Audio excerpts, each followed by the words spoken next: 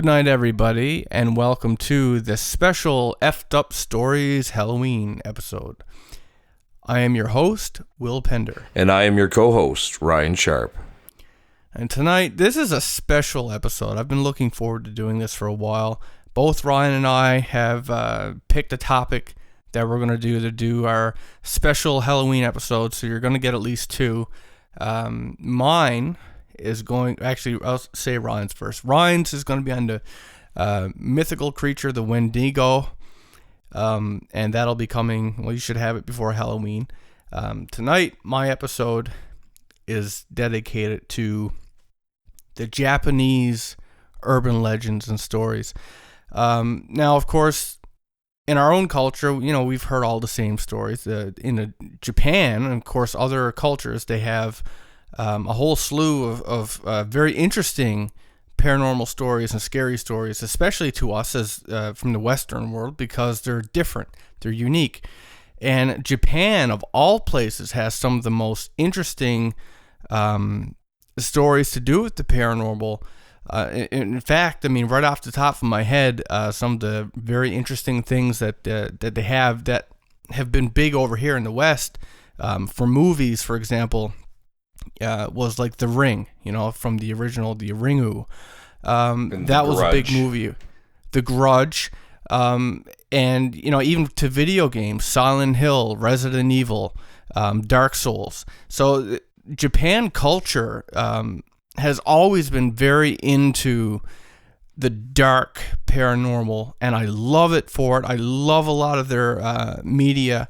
And surprisingly, when I was looking up different stories to do this podcast, believe it or not, the story on The Ring is actually based on a true story. Very, very close to how that happened. So that was a bit surprising to me. But that being said, I'm not going to cover that tonight because I wanted to cover different stories that most of you probably have not heard before. So with that having been said, and of course, if you have enough story of your own, you can send that in and we'll get it on the website and into a podcast. But that said, let's start the podcast, and we're going to count down to number one. Number one being the most intense and scary, I think. So we're going to start with number 10. If you Google this story, you'll find it usually under the name Fanfare. So the way the story goes, it has to do with cab drivers. And if you really think about it, if you think about the occupation of a cab driver, it's a pretty risky job. It's a scary job. Cab drivers, they're out all hours of the night, and they drive to the shadiest parts of town. They pick up the shadiest kinds of people. They never really know what they're going to encounter during their shift. And this is especially true in the bigger areas. And it's not just the city, but sometimes they're driving to really remote locations. So anything can happen to these guys. And just on a regular night, they're picking up drunks and druggies, prostitutes. So even on a good night, anything can happen. So I guess it's not surprising that a very dark story would have happened to this cabbie. So this, of course, was in Japan. And this cabbie's driving around. It's really late. It's probably around 1 in the morning, actually. And he's looking for fares, and it seems like out of the darkness, this stranger pops up. And the cabbie pulls over. The guy gets in. And he asks him where he wants to go. And the stranger tells him the name of the place, and it just happens to be a place that the cabbie has never heard of before. But the stranger assures him that, he'll give him directions every step of the way. So with that, the cabbie starts driving. And the beginning of the journey was, innocent enough. Take a left here. Take a right here. Long stretches of road. But as the ride continued, the man's directions began to get more and more complex. And before too long, the cabbie finds himself driving down alleyways, narrow one-way streets. He ends up driving basically through a labyrinth in this shady part of town he's not familiar with. These strange, twisted roads. His vision is obscured by the buildings. There's a fog that's obscuring his vision.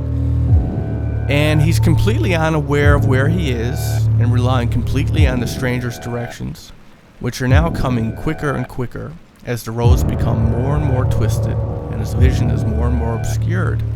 And he's getting kind of panicked. It started off slow enough, but now it's moving really fast. He's really flying by the seat of this guy's directions. And he's so distracted by all this change in scenery and these quick turns and the quick directions that he doesn't even see it coming when the stranger directs him to drive straight off a cliff. So that's the start of our journey right there, is the mysterious stranger who wasn't a person at all, but a ghost, that actually hails cabs and drives them off cliffs. So Ryan, if you wanted to add anything. Well, I guess the good thing about the story is that the driver must have survived, or we wouldn't have gotten the tale.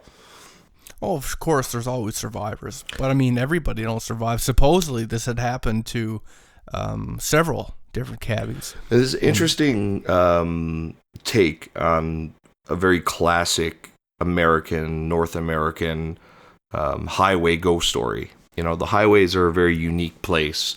These long stretches of connective roads where there's just nothing. You know, anybody who's from Canada or United States, I mean, we have kind of a unique situation. If you're from Europe, you're not really going to get it. But because our countries are so big and a lot of cities are so far apart, there are these long stretches of highway where it's just desolate. And it's been a very fertile ground for ghost stories to pop up. And the Phantom Passenger is as classic as you can get. But I can honestly say I don't think I've ever heard of one that specifically directs them in such a way until they're all, frustrated and confused, and they're just, I don't know, an hour or two into this ride, and they just want to get it over with, so they're taking turns sharp and speeding, and now the spirits got you. And that's the beautiful element to a lot of these Japanese urban legends and stories, is that they're twisted from the versions that we hear in the Western world. So that's step one to get us warmed up. That's now a good one. I don't think I've heard that one before. Well, it's good. I hope I impress you the rest of the night. The last story, you're really gonna dig it. So we're gonna move to story number 9 of our list.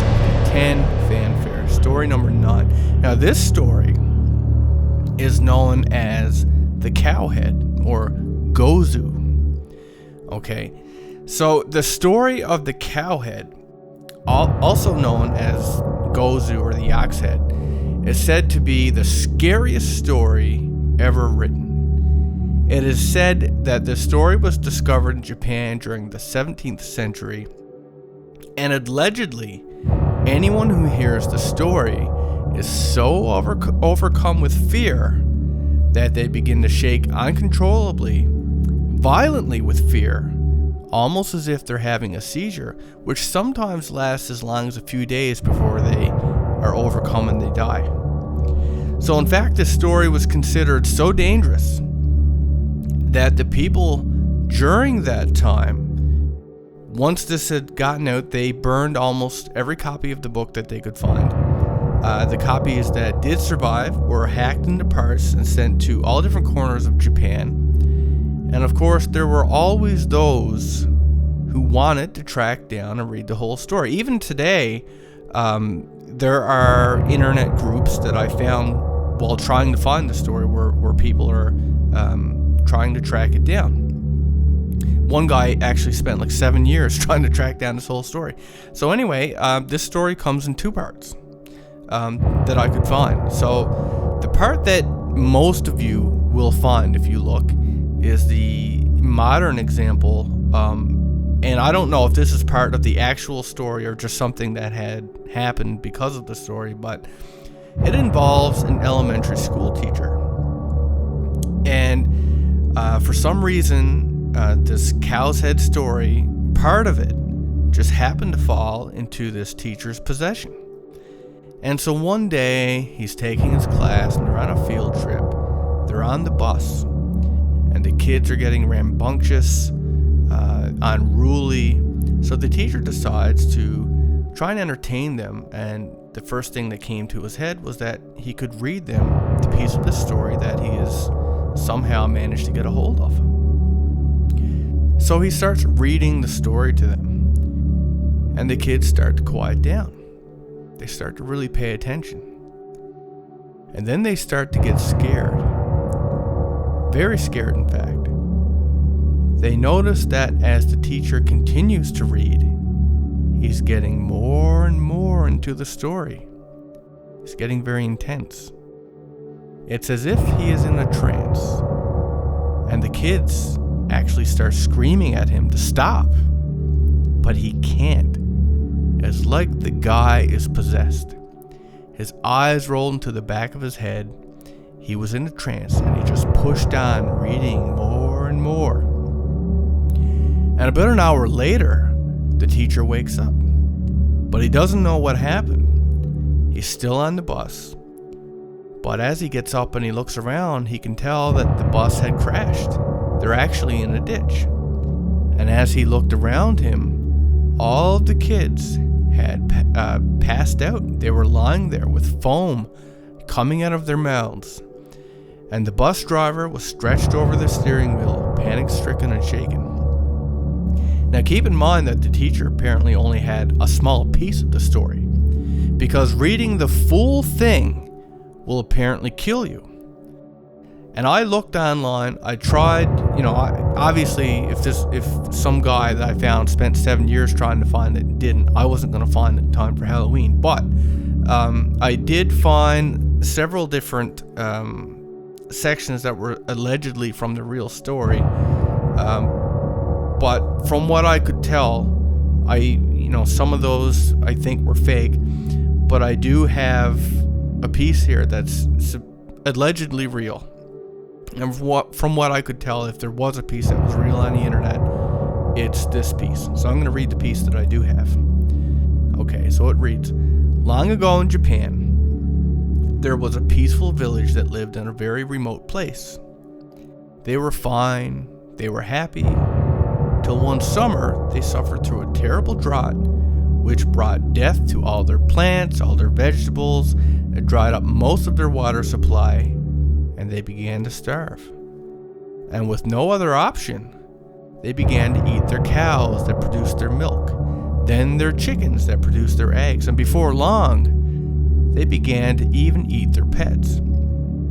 Now, eating the pets, despite that it's Japan, I guess China is the one who does that, but eating the pets was actually over the line for some of these people. And the people who just couldn't bring themselves to eat their pets, they died. But the people who ate their pets lived. But here's where the story gets a bit dark. See, they didn't immediately resort to eating their pets. It was a moral dilemma after all. So most of these animals were actually sitting there in the summer heat for several days, and they were rotting away.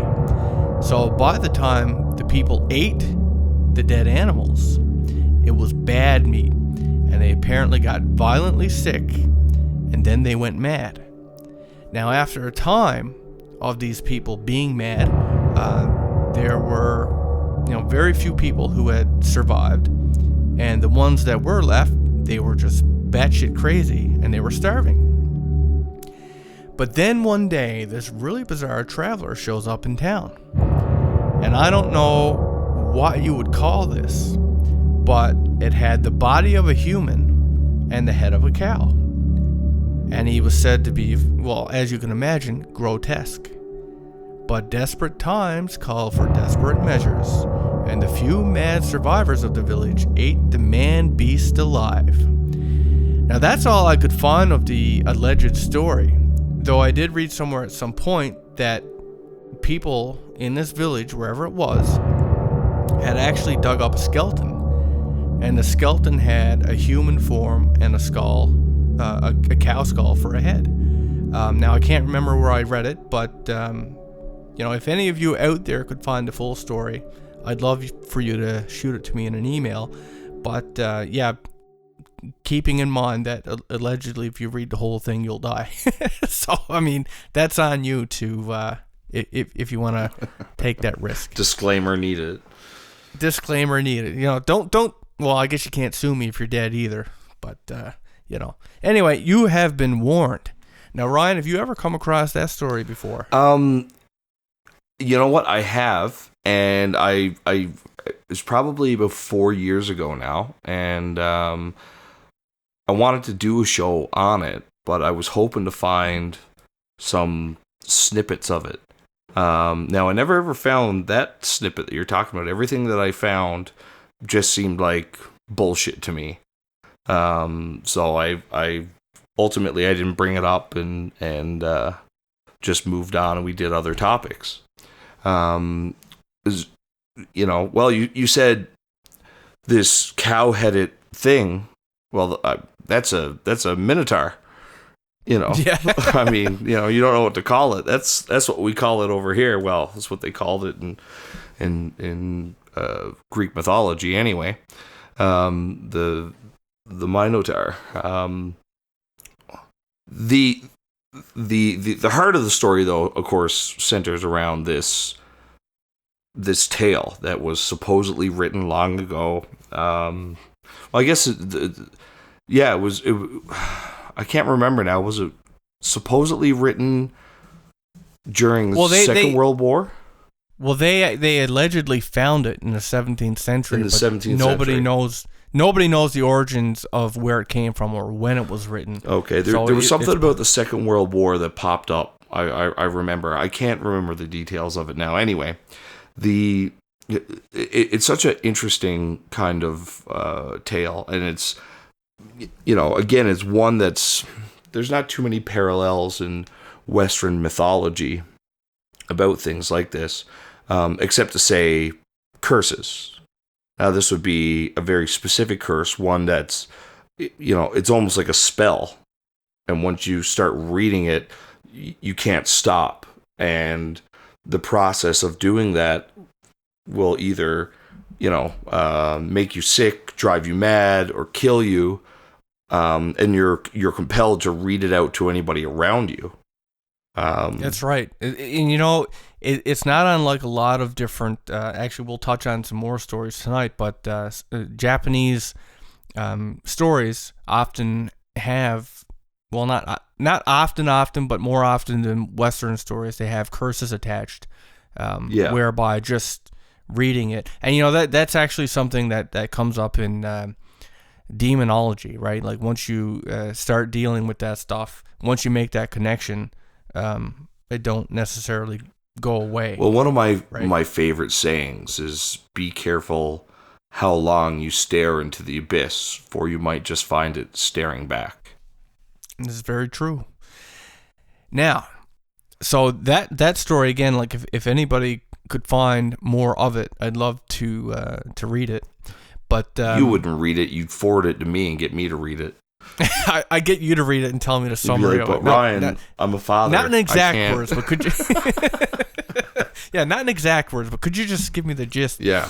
So, I mean, chances are, if anybody got anything, it's not going to be the whole thing. I did read in a comment that some girl had supposedly gone on a trip in Japan and found a book in like a small dried up well. And, here was a segment of what she found, but it read too far out there for me to think that it was real. Mm-hmm. So, and I guess I had the same problem as you. I did find several different sections that were supposed to be from the story, but they were so out there that it was hard for me to think that would be genuine. So the one that I did find, I found several different sources that kind of corroborated that it was from the story. So now with that said, we're going to move on to story number 8 of our effed up Japanese urban legend story thing. Okay, so this one is one that I actually found incredibly interesting. It's not as much a story as it is a thing. It's an urban legend in Japan, and it has to do with these masks, which they refer to as no masks. No spelled N-O-H.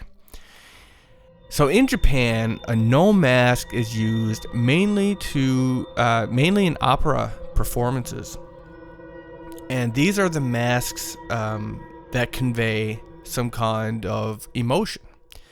In this case, usually scorn or some kind of malicious desire. They are also very expensive, and often only the rich people and the high social status people can afford to get them, but they buy them, because for the Japanese, the no mask is more than a prop.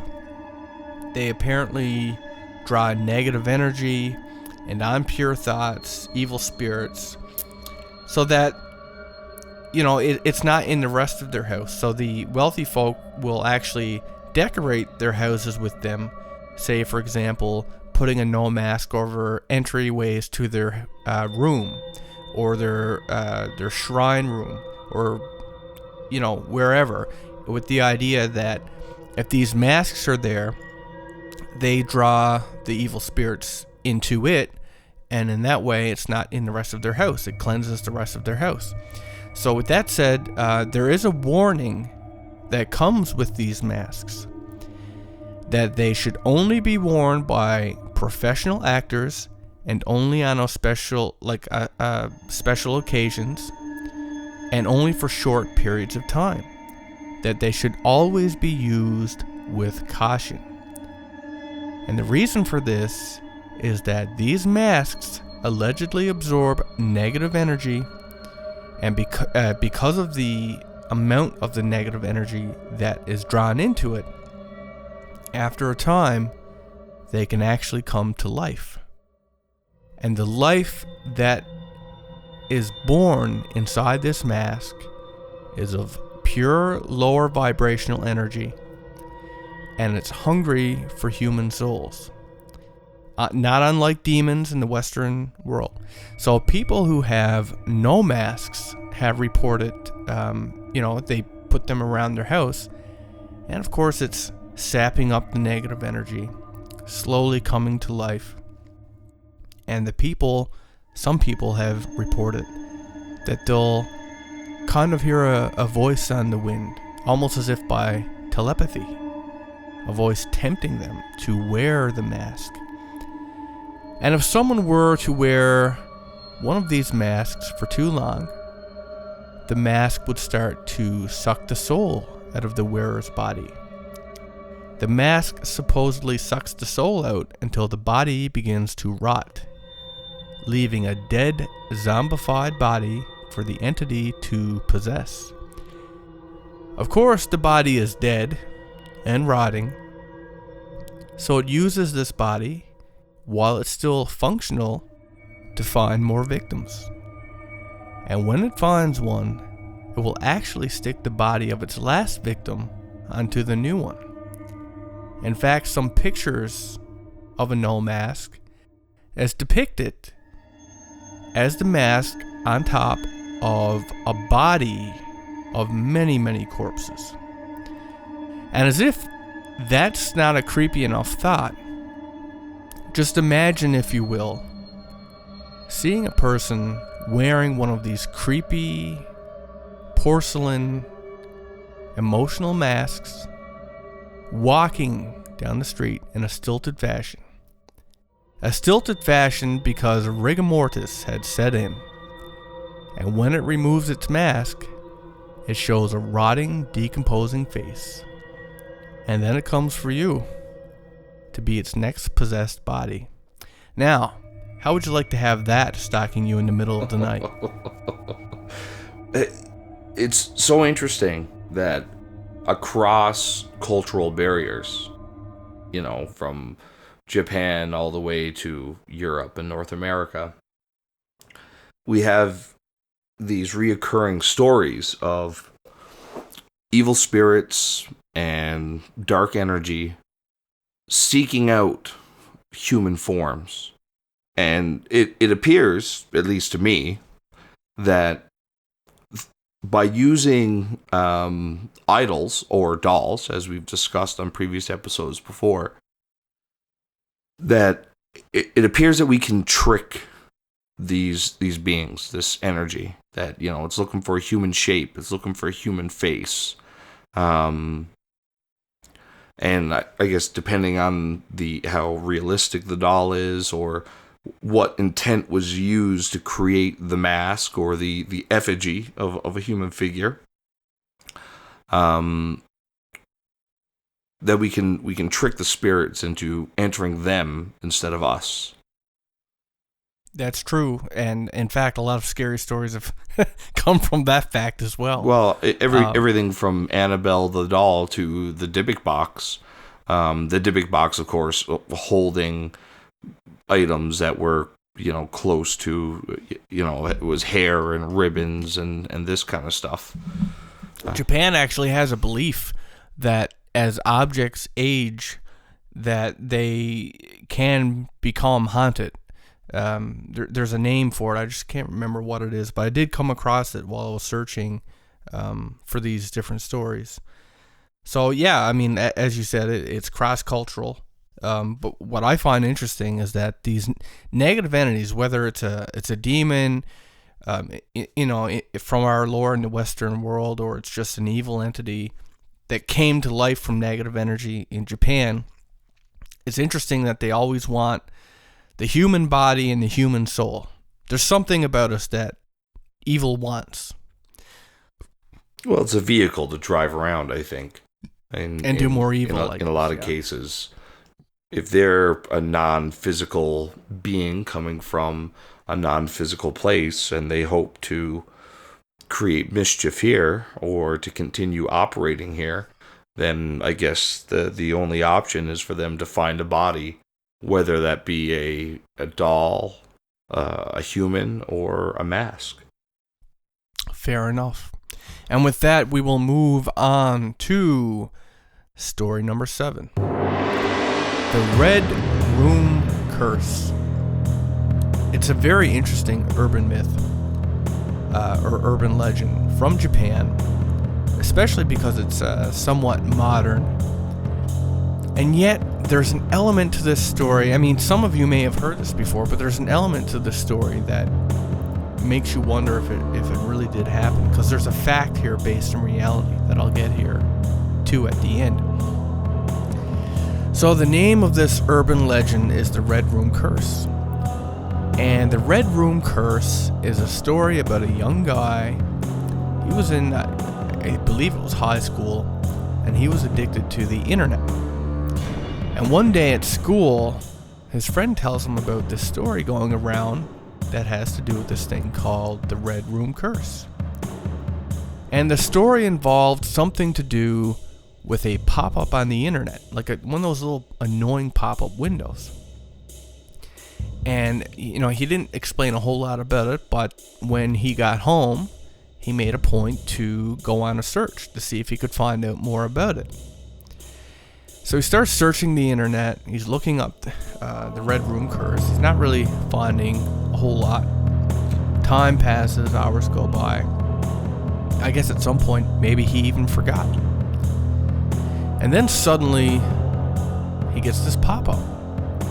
The background was red, and written on the pop-up was a message that read, "Do you like blank question mark?" The message at this point didn't really say anything. The guy doesn't understand it, probably doesn't really think anything of it. Not really thinking about the whole Red Room curse at this point, not making that connection. He dismisses it. It's an annoying, typical pop-up. X's it off and continues his search. But then it pops up again. And he closes it. And then again, and again, and again. This continues for some time. It's getting really annoying. But then he notices that the message is now slightly different. Now it says, "Do you like the Red Room?" Probably more disturbing is that when he reads it, he actually hears the voice of a small child repeating the message. "Do you like the Red Room?" And bam! Just like that, the screen goes completely black, and then a long list of names start to populate and scroll down the screen. They're all in red text. And at the bottom of this list of names is his friend's name, the friend that gave him the information on the curse. And as he reads the names, he begins to feel the presence of someone or something behind him. And he passes out. And apparently, the kid doesn't show up for school the next day. And when the parents went to his room, they opened the door. They found all of the walls painted red with blood. Apparently, he had committed a very violent suicide. And on the screen is that list. And at the bottom was now his name. And that's the internet legend, is that anybody who gets the pop-up for the Red Room, you can't exit off, you can't get rid of it. And eventually, you're practically forced to say okay. And once you do that, the screen goes black. You see a list of names. And then some otherworldly force possesses you, and you commit suicide. And then you become part of the Red Room. And the Red Room gets its name because you paint your room red with your blood. Now, here's where I guess a touch of reality comes in here. Because, we don't know if that's true.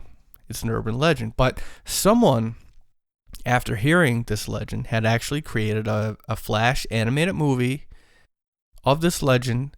And it had gained quite a bit of notoriety when it was found to be a favorite video of an 11-year-old murderer. Yep, that's right. In Japan, June 1st, 2004, an 11-year-old girl murdered a 12-year-old girl at her school by slicing her throat and arms with a utility knife. And not only was it said to be one of her favorite videos, it was actually in her recent internet history at the time that this happened. Now, truth or fiction, Ryan? Well, I've always been very fascinated with how quickly the paranormal realm made its way into technology and electronics. We have the whole electromagnetic phenomenon with spirits and ghosts, EVP, the infinite camera tunnel with the televisions. Oh, I like that. Yeah. So right from the beginnings, almost, of our use of technology, there's been an association with the paranormal world, which formerly was arguably more along the lines of nature, nature spirits and sky spirits and dark entities in the night. And almost immediately after we popularized technology, we find this correlation between paranormal activity and technology. And it's been popularized in all kinds of, we talked about it earlier, like The Ring. That's basically what we're talking about here is a movie that if you watch a flash, a story. Some very strong themes here, and I guess it's an often said kind of quote, whether it's misquoted or not, but mythology and legend often has its roots deeply embedded in reality. And I think that's true. I was very surprised when I found that the Ring of all movies was based on a true story. And I mean, go read it, because it's amazing just how much was there. So that is story number 7 of our countdown. The Red Room. The Red Room. So beware of that pop-up. And now we're going to move to story number 6 of our countdown. And this one I'll just refer to as School Nightmare. And I mean, if you're dreaming about school, it's kind of a nightmare anyway. I mean, I'm an adult now. It's been a long time since I've been in school. But certainly, in life, we have to slog through things that we don't want to do. Most of our slogging comes from school as a kid and work as an adult. And we spend so much time there that it's really no surprise that we often have dreams that take place there, but it's really unfair. You come home, you dream, like if you're in school, you come home and dream about school, and it feels like you never left. Same with work. So, that's the unfortunate reality of being here. But while that, is what it is, this case is something I will forewarn you right now, that in case you're a little bit weary, this is one of those things that if you hear it, it can happen to you, and right, so you have been forewarned. So, while dreaming about a school or work can seem like a nightmare all on its own, this is something else entirely. So this story happened to this young boy one night. It's very unfortunate. And he found himself in just such a dream. He was in school at the time. He was a young guy. And so he found himself in school. But not unlike a lot of our dreams. It's like, have you ever dreamt that, you were at your school or you were at where you work, but it's not like it is in reality. In fact, it could be a completely different building. But in your dream, it's like, okay, well, this is work. And you wake up and you're like, wait, that's not what my work or what. But in your dream, it feels like that is right. It makes sense. I mean, it kind of makes you think about parallel universes. But anyway, that's what this kid did. He found himself in a school that it was just completely strange to him, right? He didn't recognize anything there. He was very aloof. He was very confused, and he began to walk. He walked down the long corridor, and there didn't seem to be anybody in the building. It was dark, it was isolated, and he had a sense of foreboding. He began to get scared, increasingly so as he continued to walk on down this long hallway. And at some point he noticed that he had passed the same section of hallway before. And as he continued to walk, he noticed that he was walking in a continuous loop. Though the hallway was perfectly straight, he somehow found himself walking in a loop. He kept finding himself back at the start of his journey. And with that, he spied a staircase, and he climbed it, only to find himself back on the same floor as before. And the feeling of impending doom, being lost, was beginning to make him panic. And that's when he heard the footsteps behind him. He could tell that they were in the distance, and he had the distinct impression that whatever was there, it had insidious intentions. So he began to run, wildly looking for some way out. All the while, the footsteps behind him seemed to get closer and closer. And to his relief, he managed to find an emergency exit, and next to it, on the wall, was a glass lockbox. And it should have been holding a key to get out. But the glass was smashed. The key was gone, and in place of the key, he found a small note. And the note said that the key was in room 108. So he frantically ran, not knowing where he was going, desperately trying to find room 108. And so he thought himself very lucky when he actually found it. Pulled the door open, ran inside, slammed it shut behind him. And once inside, he noticed that the rest of the school, just like this room, was empty. But yet there were backpacks, and they were hanging over the seats at every desk. And frantically he searched all of the backpacks, all of the desks, everything in the room for that key, but found nothing. And that's when he heard the footsteps again. Whatever it was chasing him had found him. And then the loud banging began to ring, like it just rang out from the door. It was pounding on the door. The boy ran behind a small desk. He hid, awaiting the inevitable, afraid to see what was going to walk through that door. But instead, to his surprise, as he hid, the banging stopped. And after a small spell, the boy crept over to the door and slowly opened it. But when he looked out into the hallway, he saw that it was now covered in the bodies of dead children, all mutilated and dismembered, with limbs scattered from one end to the other. Now, as the way the story goes and what makes this scary, is that the boy never woke up. He's apparently, right now, in a coma, trapped there.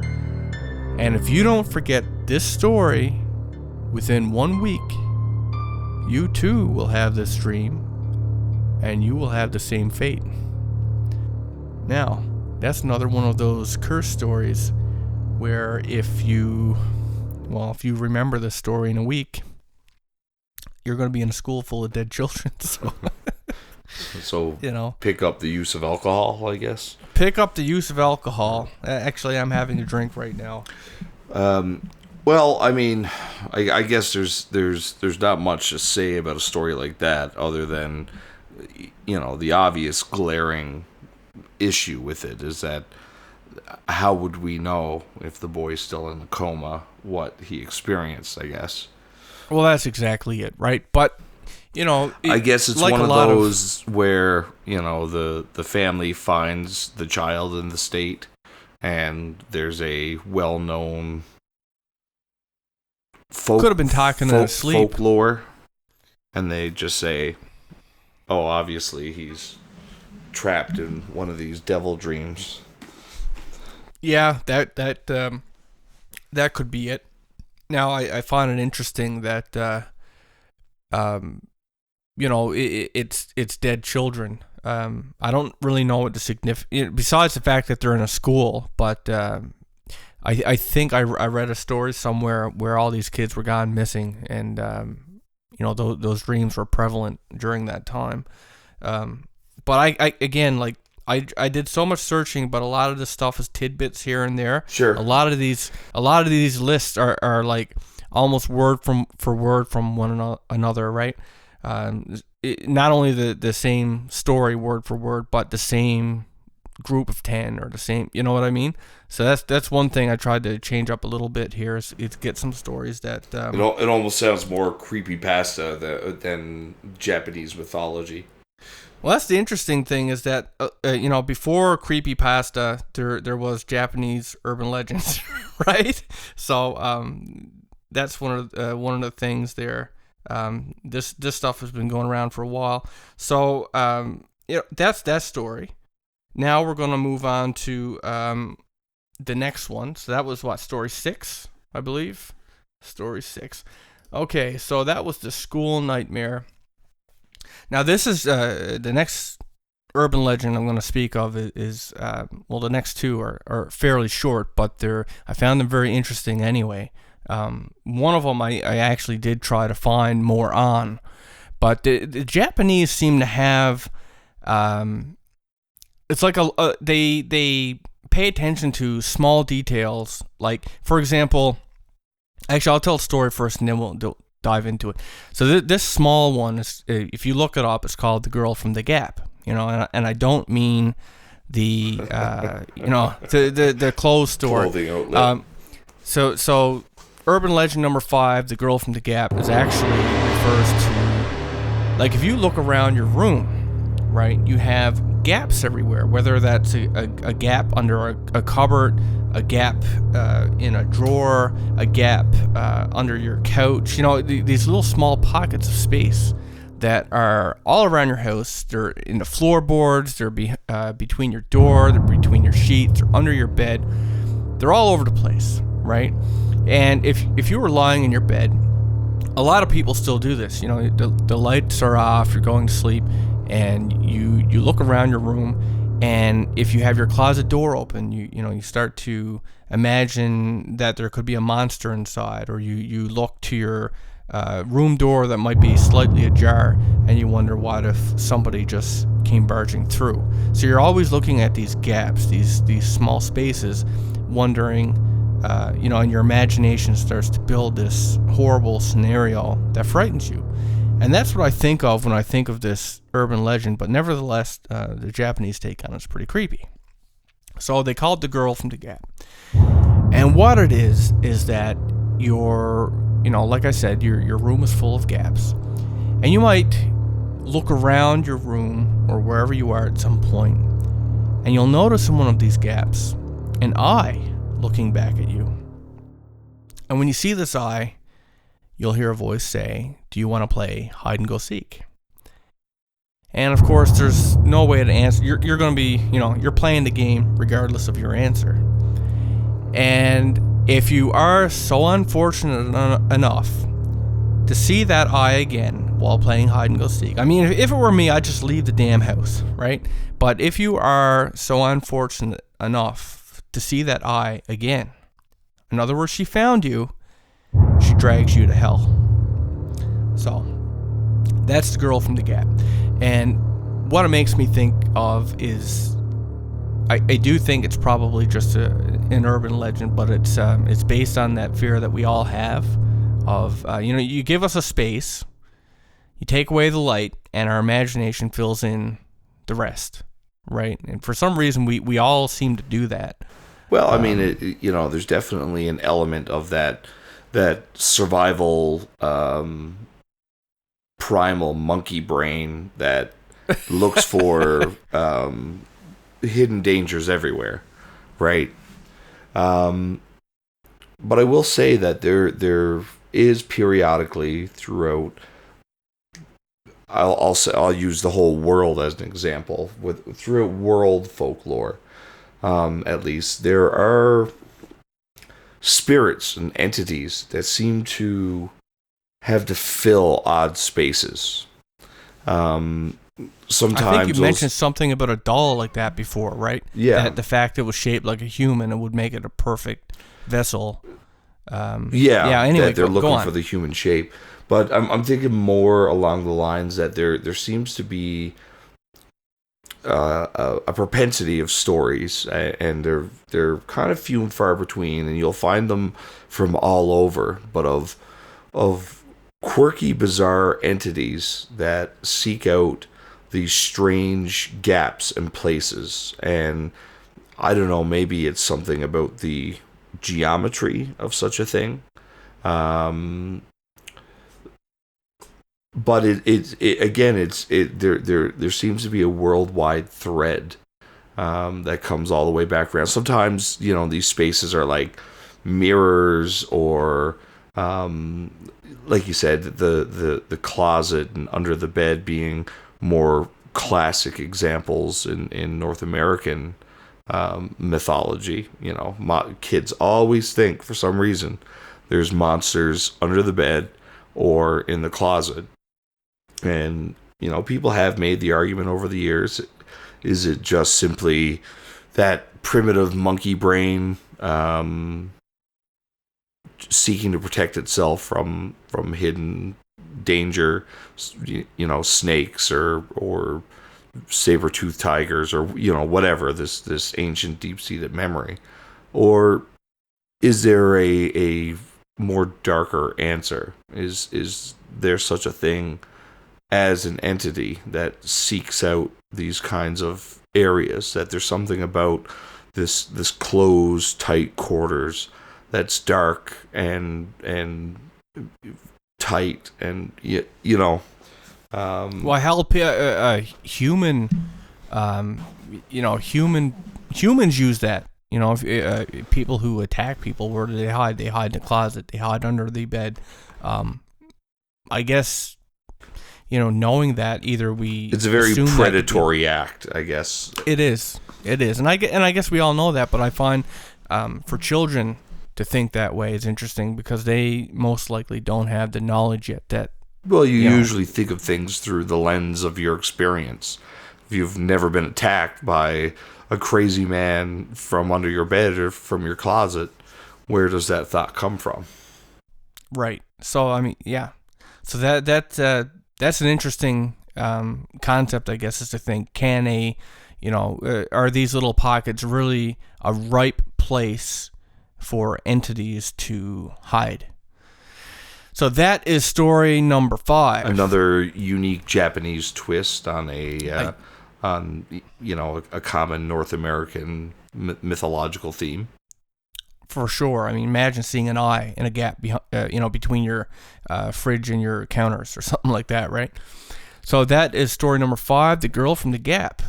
And now we will move on to story number 4. And interestingly enough, number 4 for the Japanese is like, a cursed number for them. They consider the number to be a curse. And in fact, not on this list, but they have a tunnel somewhere that's like 444 meters, and like it has everything to do with the number 4, and it's cursed, has allegedly spirits and blah blah blah. That's another interesting story, but it's not on my list. But certainly go and Google that if you feel like learning more about the Japanese belief on the number 4 being a curse. But our number 4 story is called Teke or Teke Teke, and it actually refers to a sound. So this is story number 4. Now, where this comes from is, and there's several different variations of the story, but they all kind of end in the same way. But basically, what it is there was this girl, depending on the version you read, and she was waiting at a train stop. And while she was there were a group of guys. They came, they harassed her, they beat her, and as she tried to get away, she actually fell down onto the train tracks. And when she fell down, I guess she passed out, or she was knocked out, or fell unconscious. Whatever the case was, she didn't get away, and the train sliced her in two. And so, fast forward to now, what the urban legend says, and the reason why they call it that is that if you are by yourself down by the train tracks, or it doesn't necessarily have to be a old-fashioned train, it could be a subway train. If you find yourself down there, you'll sometimes hear the sound, this tick, tick. And allegedly what it is that is the torso of that young woman, and she's pulling herself along. So what you're hearing, because she pulls herself along with her elbows, so the sound you hear, that's where she gets her name. That's supposedly what it sounds like. And if you see her, she will actually ask you, she's down there, she's cursed to keep looking for her legs. And if you see her, she will ask you a question, something to do with where's my legs? And there's a specific answer you have to give. And she'll ask, how do you know that? and you have to give a specific answer. And if you don't answer it in exactly the right way, she'll lunge at you, and she has a scythe, and then she'll chop you in two. So that's the story. So in fact, another alteration would be that you could be waiting down there, and like say there's an outside, I don't know, porta potty or something like that, Japanese and toilets, and supposedly she might just be waiting on top of it, ready to drop down on you, just a torso. But if you see her, run. Right? So it's interesting because I do remember reading another Japanese story of something very similar, but dealing with someone you've seen in a dream. Okay. And they would ask you very specific questions, and you would have to give them very specific answers, and the next day you would have the same dream again. Oh, I read that one too. And the questions would be slightly different. I don't know if there's anything in any kind of Western mythology that has quite the I guess in European mythology you would have, strange beings asking you riddles to allow you safe passage. But in this case, we have the distressed, angry spirit of a young woman who's suffered some terrible calamity, and then been killed in the middle of all of it, coming after you and attempting to kill you too. I don't think there's any parallels in Western mythology, but it's definitely a creepy concept. And you can imagine that sound too, the wet, fleshy slap, tick, tick, tick. Yeah, well, that's the interesting thing. They named her after this sound, right? That wet slap. That's right. It's late at night. You're down at a subway station. You start hearing that, and you look, and there's a torso crawling after you. Yeah, that'd be pretty creepy. So that is story number 4 of our countdown here. Now we're going to jump into story 3, and this is one of those ones that I actually found this on a website. I found them all. What I mean is, it wasn't your typical spot. It was actually a blog, and I think that this person hosts stories similar to us. We get fan submissions or whatever. The name of the website, by the way, was Japanese Horror Stories.blogspot.ca, and it was posted by someone named Web Horror Comic. Anyway, it was a pretty cool story. I mean, we've all heard those stories where someone's driving on a highway and they pick up some girl, usually dressed in white, and then they get to where they're going and she's disappeared. Well, this is a very different story, I guess, if you want to draw a parallel. But anyway, it's number 4 on our list here. This one night, there were several friends, and they decided to go up into these mountains to see this famous spot that was supposed to be haunted. Something you and I would do, Ryan. Certainly. And anyway, at the top there was this old tunnel, and it was said to contain a woman's ghost who had lost her legs in a car accident. Maybe it was the Teke Teke chick. Anyway, she lost her legs in a car accident. So they drive up to the tunnel. They do their looking, and of course nothing happened. And after an hour or two pass by, they give up, and so they get in the car. They decide to drive back. And the driver, he was annoyed, and he was just complaining about the idea that, this was such a huge waste of gas. They drove all the way up there. It was a waste of their time.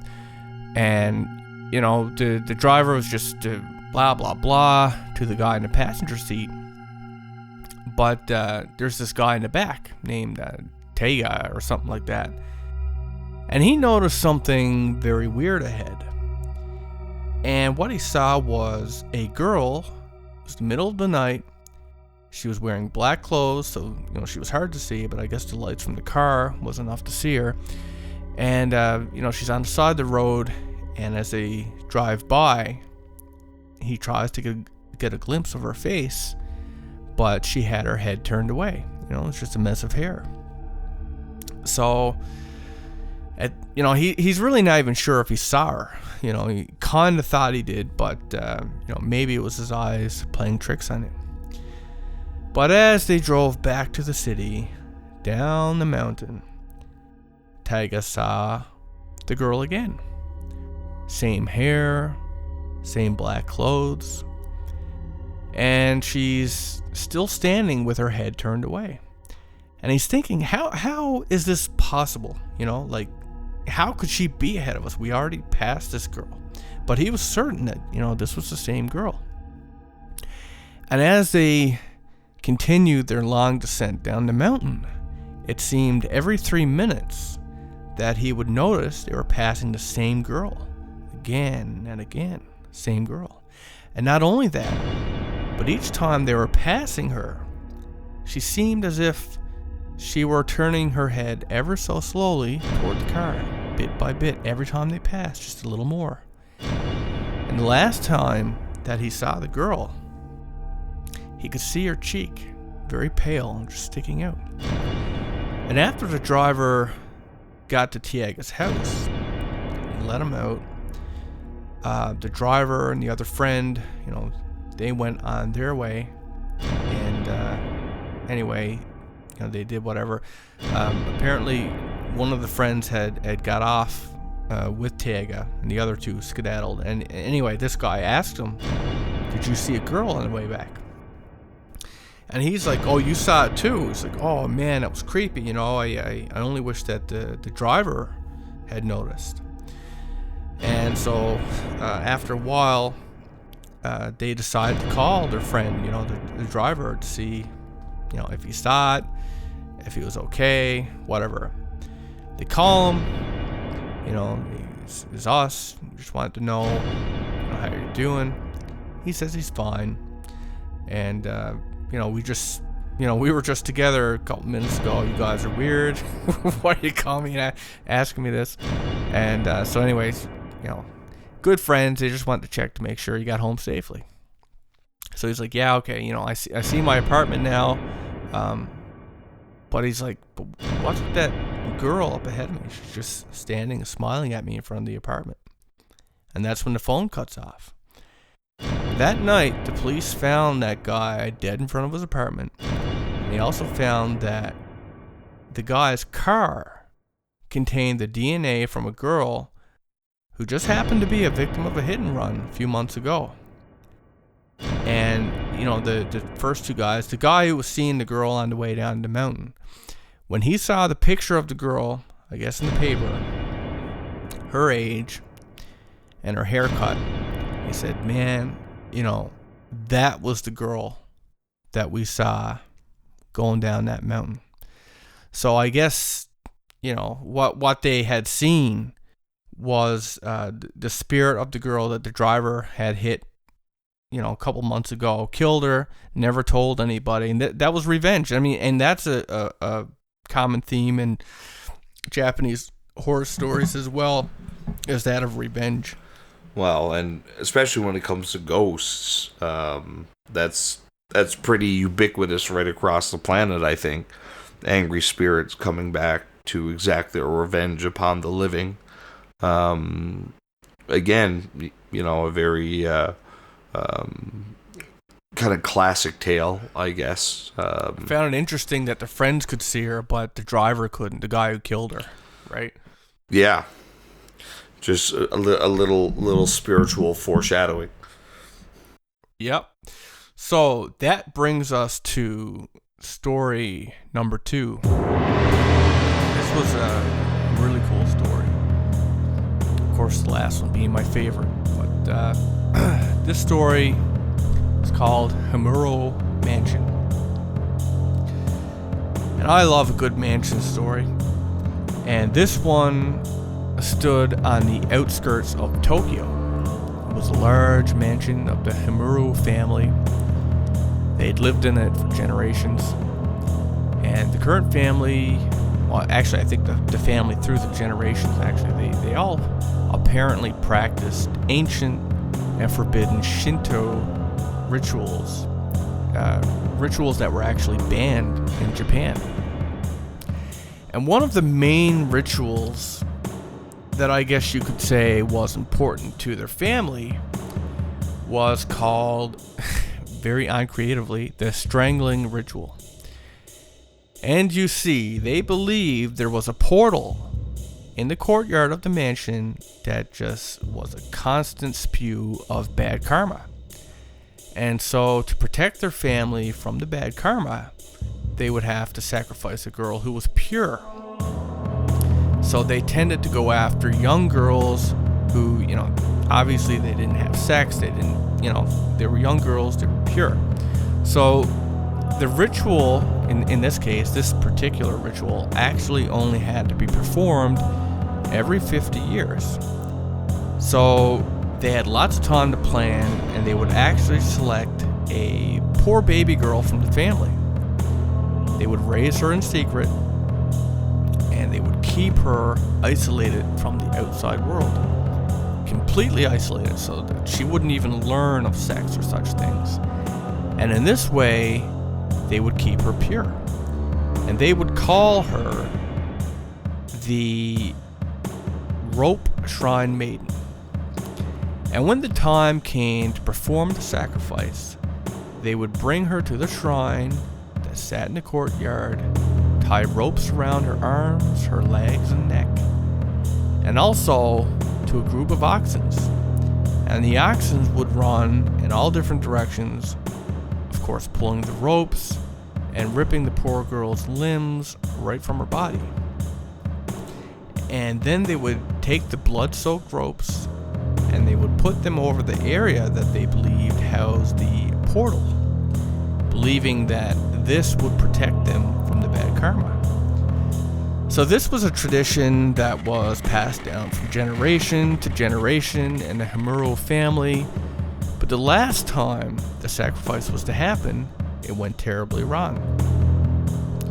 The Rope Shrine Maiden just happened to catch a glimpse from her bedroom window of this boy, and right on first sight, she was love-stricken. And she snuck out, secretly having a romance with this guy. So when the time came for her sacrifice, it didn't work. She was impure. And once the family leader found out, he flipped his lid. I mean, he went batshit crazy. He blamed himself because he didn't keep her isolated well enough. And then he just went ham on his family. Chopped them all up to pieces with his katana before falling on it himself. And oddly enough, he believed that doing this saved them from a worse fate. And the story only got around in hushed tones and whispers for decades. But some who have heard the tale, of course, wanted to go and do a little exploring. And there have been all kinds of strange reports from people who have been on the property, who have seen things such as ghosts of the murdered family members, blood coating the walls, and bloody handprints. And more bizarre is that some people who have snuck into the house have actually been found dead. And this is real. This part is real. The bodies were found in the house, and they actually featured rope marks around their necks, arms, and legs, as if they had been bound and pulled, just like the sacrifices in the ritual. And darker still are the mutilated bodies that have been found in the underground network of tunnels beneath the mansion, limbs all pulled apart. And apparently those who go to the place also risk being cursed. And to this day, this is allegedly true, there have actually been 7 unexplained deaths reported on the property. So, in this case, we got murders happening after the whole family massacre. So, I don't know if I'd chalk this one up to. Yeah. So many places around the world get this tag, right? That they're they're haunted. They have portals, and I mean, you know, the first one always jumps to mind, of course, is Skinwalker Ranch. But of course, there's been stories surrounding, Aleister Crowley's former haunts, and you know, I mean, we did a story on this not that long ago of a family performing rituals and trying to open portals, and you know, then people dying in the place afterwards. So again, you see this common thread being drawn from halfway across the world, with a culture that is so unique and so different than our own. Really adds some legitimacy to the tales that are told. Especially because, like, now, I mean, now we have internet, and now everybody, you know, is kind of connected. But some of these stories that date way, way back. Oh, exactly. Right. Like that story you told, that's from a while, you know, that's from back long before the internet. Right. So, I mean, maybe, you know, I mean, let's face it.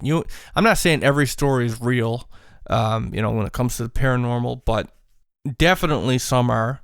And that's what's so interesting to people like us, is that, you know, this stuff's so out of the norm.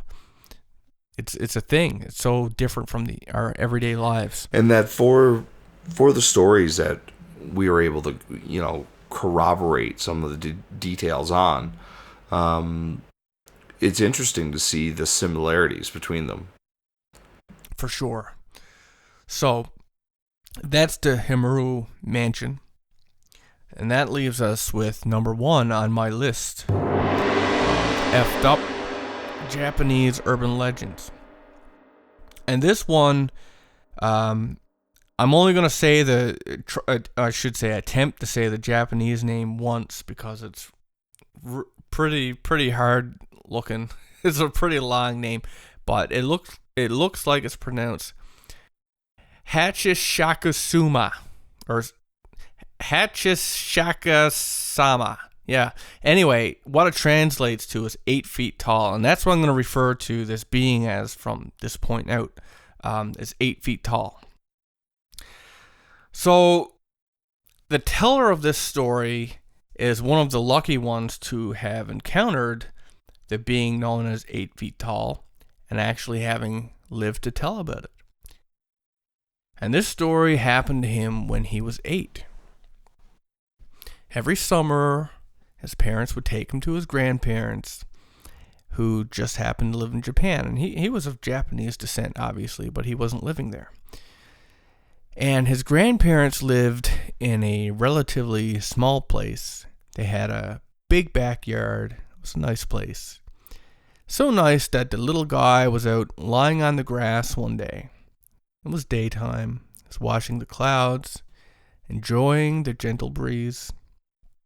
And then he began to hear a strange sound. Like a deep male voice saying, "Po, po, po." It was really bizarre, and he couldn't figure out where it was coming from, but he began to searching all around the yard. And that's when he looked beyond a pretty tall hedge, and he saw a straw hat just over the top. And then he saw the hat move. And as it moved, there was a crevice. And in the crevice, he saw a face looking through it at him. You know, a crevice in the hedges. And it appeared to be a woman. And by the looks of it, she must have been at least 8 feet tall. And as quick as he saw her, she trailed off, with her little bizarre sound fading off with her in the distance. And he began to wonder if she had been wearing stilts. Was she on a ladder? Something about it was really strange. It kind of freaked him out. I mean, she wasn't really saying anything scary, but it was just really odd, and it put him on edge. And so he went inside, told his grandparents, And as he was telling the story, they weren't really paying attention. Not until he began to mimic the sound. The po, po, po. And once he emulated the sound, the room became silent and tense. His grandparents took on very serious and scared facial expressions. The grandfather yanked him by the arm, sternly looking at him, sternly told him, "This is very, very important. You must tell us exactly how tall was she?" And the kid was starting to get really freaked out at this point. And he replied that she was at least as tall as the hedges in the front yard. And then the grandfather began to ask more questions excitedly. When did it happen? Exactly where did she stand? Did she see you? And so on. And he tried to answer the questions, but before he could finish, the grandfather stormed off, had to make a phone call. And during this phone call, he looked at his grandmother. She was shaking like a leaf. And when the grandfather came back, he said he had to leave for a little while. He told his wife to stay with the child, not to take her eyes off him for a second. And by this time, the kid's terrified. He asks his grandfather, what's going on? His grandfather looked at him with this very terrified expression on his face, and he said, "You've been liked by 8 feet tall." And then, he asks his grandmother, who this 8 feet tall woman is, and she just reassured him, don't worry, that his grandfather was going to take care of this. And the grandfather left, and, while this happened, the boy and the grandmother were in the kitchen, and, eventually the grandmother breaks down and starts explaining to him what was happening. And she said the thing called 8 feet tall had been haunting the area. And the image of this entity is different depending on who sees it. It could be an old woman, or it could be a young woman in a funeral shroud. But the details that stay the same are that it is a woman, she's extremely tall, and she makes this sound like po in a deep male voice.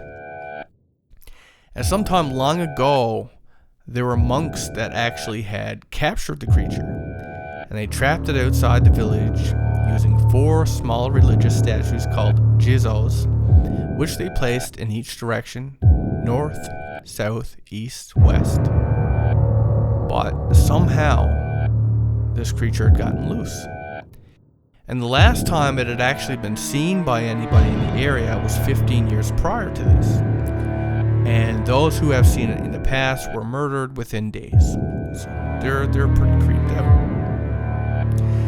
And soon the grandfather returns home. He has a woman in hand, and she seems to have some kind of occult knowledge or religious healing, whatever the case is. And she gives the boy a parchment telling him that if he held it, it would protect him. And then she left with the grandfather, and they went upstairs. The boy stayed downstairs with his grandmother, and they did what they had to do upstairs, and eventually they called him up. And when he came up, they took him to his bedroom, and there he saw that there were small bowls in each corner of the room filled with salt. Newspapers covered the windows. They had runes written all over them. And in the center of the room, there was a small wooden box. And on top of it stood a small figure of Buddha. Also in the room was a bucket. He was told he was not to leave the room that night for any reason, that the bucket was actually for him to use the bathroom in. And from that point until 7 o'clock the next morning, neither the grandmother or the grandfather will talk to him. Nobody will talk to him. And again, they very sternly stressed that he was not to leave the room. And he was also told never to let go of that parchment, to lock the door when they left. And if he's scared or anything happens, just pray to Buddha. And so they left the room, and he tried to take his mind off things. He began to watch TV, but he couldn't focus. The grandmother had left snacks, but he couldn't get himself to eat any of those either. He was terrified. He was depressed. He laid down on his bed, planned to wait for morning, and he fell asleep. He awoke at 1 a.m. to the sound of tapping at his window. Alarmed and scared, he assured himself that it was just the wind blowing the branches of a tree against the window, that he was just imagining things. So he turned on the TV, jacked up the volume, drowned out the sound of the tapping, and eventually he noticed that the tapping had stopped. And then, at some point, he heard his grandfather calling him from downstairs. Grandfather was just checking to see if he was okay. He said he felt bad. And he said if he was scared, that he could come up to keep him company. So the kid jumps up excitedly, runs to the door. He's about to swing it open. And that's when he noticed that although it was his grandfather's voice, it sounded a little off somehow. So his grandfather asks, "What's going on? You can open the door now." And the boy had this very bad feeling come over him. And he happened to turn his gaze to one of the bowls of salt. And he saw it begin to turn black. And the boy went to the center of the room, picked up the statue of Buddha, started praying for help. And that's when he heard that deep voice outside his door. Po, po, po. And then the tapping on the window began again. The kid just buried that statue into himself, crying and praying for the rest of the night until morning. And in the morning, he glanced at his watch, 7:30 a.m. By that time, the salt in all 4 bowls were completely black. And when he opened the door, he found his grandmother and the healer woman waiting for him in the hallway. And the grandmother burst into tears when she saw him, threw her arms around him. She was so happy he was still alive. And when they went downstairs, he was surprised to find that his mother and father were there. And then the grandfather came, and he rushed everybody into a large black van that waited outside the front door. And when the kid got inside, they stuck him in the middle, and sitting around him were 8 men. And one of the men told him to keep his head down, his eyes shut. He said no one else in the van could see this creature, that only the kid could. So just keep your eyes shut until we get you to safety. And they hit the road, they hit the highway, and driving in front of them was the boy's mother and father. So they were driving, and at some point in their drive, the healer who was driving the van said, "This is about to get very hard." And she began to pray. And at that point, the boy began to hear the chant again. Po, po, po. He kept his eyes shut, squeezed the parchment, but curiosity got the better of him. And he looked out the window, and he saw the tall woman. She was effortlessly keeping up with the van, white dress rippling in the wind. When she saw him notice her, she bent down and began peering around inside the van. The kid started to scream, and one of the men shouted at him to shut his eyes. So he did. And then the tapping began on the windows, and the voice became louder. Po, po, po. And though the men couldn't see the entity or hear the voice, they could hear the tapping on the window, and it scared them. They began speaking to one another nervously. The healer prayed louder and louder to the point of shouting. And the tension grew so thick you could cut it with a knife. It was chaos in that car, or that van. And then the tapping and the voice was gone. Just like that, gone. And when this happened, and the healer was confident that they had lost the entity, They pulled over, and as they did, so did the parents. And the boy got out, he got in with his parents. The parents were crying, relieved. But before they left, the healer came to the boy and asked to see the parchment. And she had saw that it had actually turned black. And she told him that, he would be safe for now, but to hold on to it for a while. And she also handed him a new parchment. And then they drove to the airport. The grandparents said their goodbyes, saw them off. And once on the plane, the father said he had heard about 8 feet tall when he was a kid. He actually knew a kid who was liked by her and disappeared, never to be found again. And there were others too, but there had also been survivors. All of the survivors had to leave Japan and were never allowed to return. And he also said that 8 feet tall picks children as her victims because they are so trusting of their relatives that they are easily deceived when she shapeshifts and mimics them. He also explained why he had to be kept in the room the night before. They needed that time to track down all 8 of the blood relatives that were in the van with him. This was to try and confuse or trick 8 feet tall so that they could get away. And eventually, the boy gets home. Years pass. He calls his grandparents regularly, but he was never allowed to go back to Japan. Eventually, his grandfather fell deathly ill, and even still, he forbade him from visiting, going so far as to instruct the funeral home to not let him go to the funeral. Don't let him in. And then not too long after he dies, his grandmother calls him. She tells him that she's been diagnosed with cancer. She's scared. She really misses him. She would like to see him at least one more time before she dies. And the boy, who's now a man, asks her if she's sure. Is it safe? And she says, that was 10 years ago.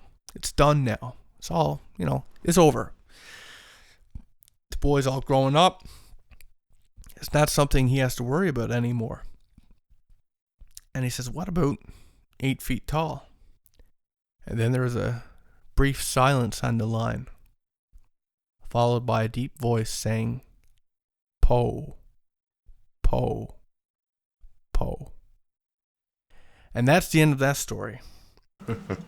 So that's a good one. I actually read that story before. Yeah? Yeah, there's just I came across it. There's something about it. It's a very likable story. All throughout European and North American and even Native American myths, you have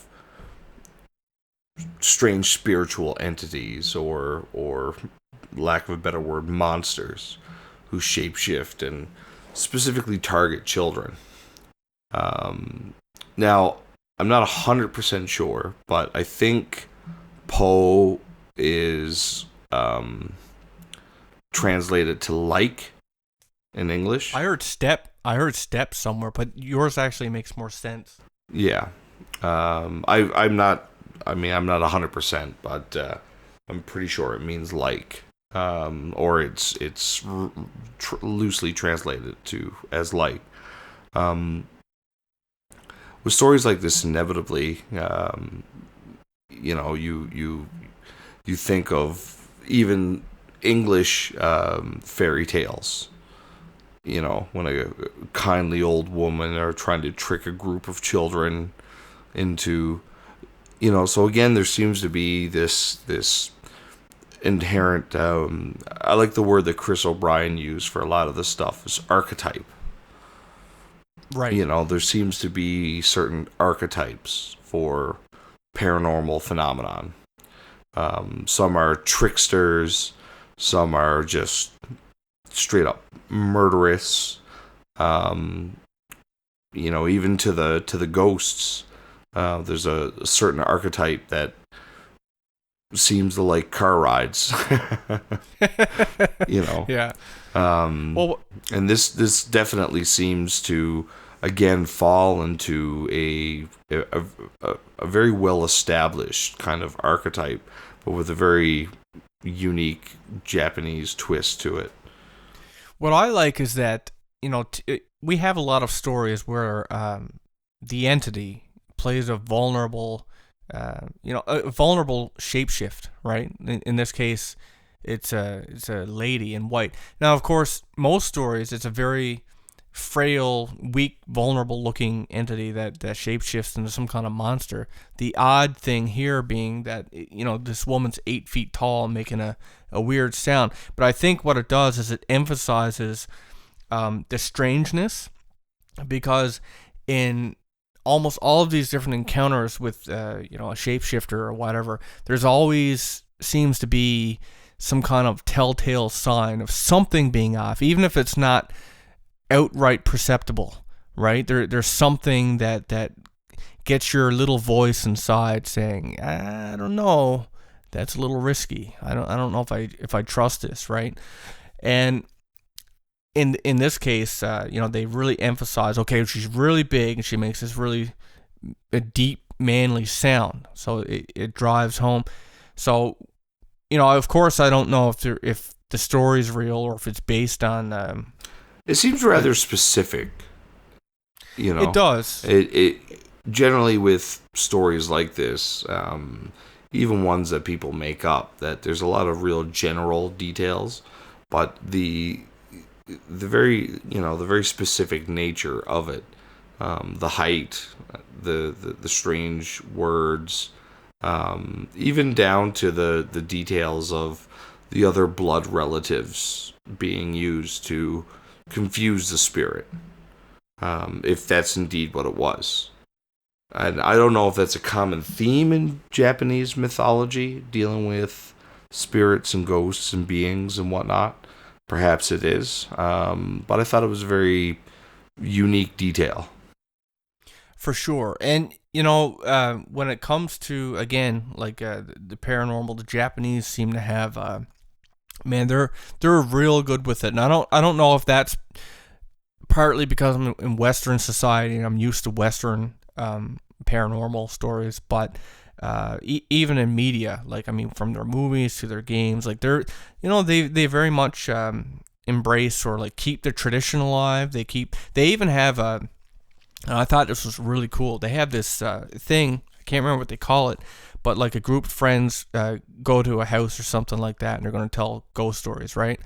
And they light 100 candles. I think that's what it's called, 100 candles.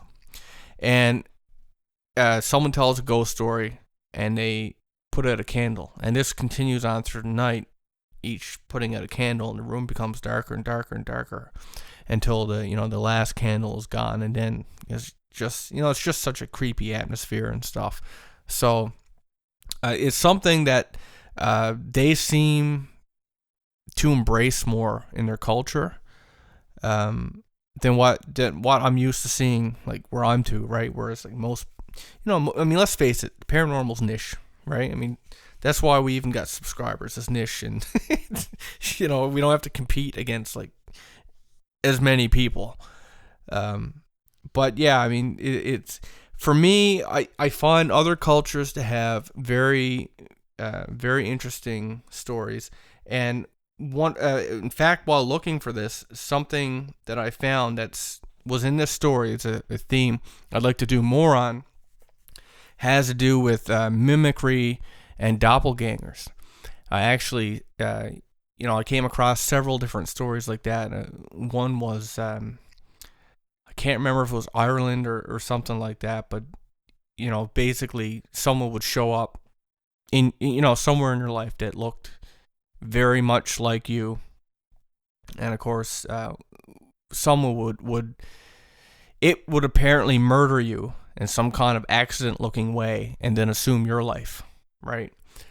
And stuff like that. So there's all kinds of really cool stories like that. We've even got submissions from people where, they've been having conversation with someone that they thought was their someone in their house, their family, in a different room, and they go out there and it's, nobody there. And then that family member comes home and they're like, I just had this conversation with you. And they're like, no. And then they repeat back, you know what I mean? It's just this strange encounter like that. So that's something I would like to cover in the future. But that being said, while I have I've come across at least a dozen other really cool Japanese stories that they didn't make my top 10, but I'm just going to tell you to go look at it if you guys are digging this Japanese paranormal stuff. Of course, they got their toilet monster because it's Japan, right?